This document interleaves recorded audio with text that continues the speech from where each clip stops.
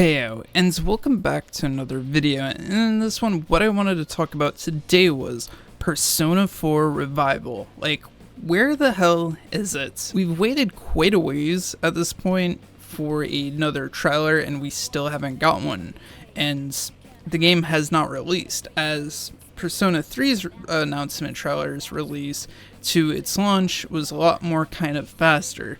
Now, obviously, Persona 4 Revival's announcement trailer looked very, very early. And honestly, I'm getting a bit concerned. Not for necessarily the wrong reasons, I don't think. I'm not saying that it should have already released. I'm not saying we should have gotten something else.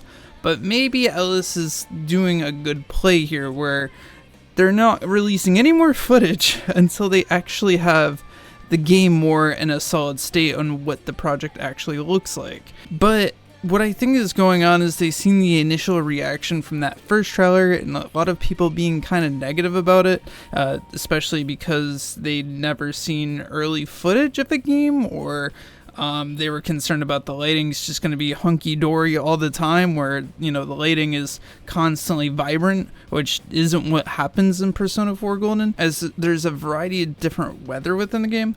But people really took that to heart, that this is what the weather is going to be. I'm hoping they took some of the right criticisms to heart and are really honing in what, you know, Persona 4 Golden is about. And I'm hoping to God it is Persona 4 Golden, because my God, if so help me, if it is just Persona 4 Vanilla, there's going to be issues surrounding the entire community around that. Now, Persona 4 could have been a bigger project than they initially anticipated, and honestly, I could see that, but also trying to add things in such a small environment is also extremely hard, so I wonder what they're going to expand with the game, more or less, than what's going to be more or less recreated, because honestly, Inaba is super small, and when you play Persona 4, really, it's the activities and the dungeon crawling that you're doing that makes the game feel bigger than what it is.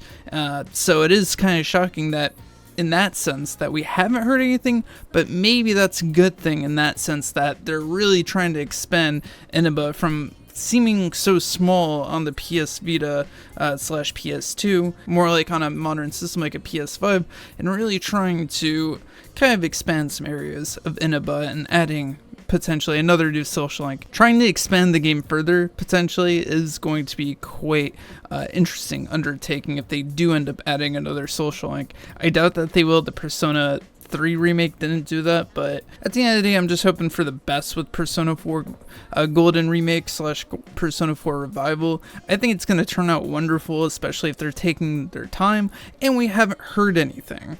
That's kind of the other big thing in that sense, where if we were hearing stuff like a troubled development potentially, then I would be concerned, but it seems like with Persona 6 kind of glooming in the background, they do have probably a gap to release something for Persona 4 Revival.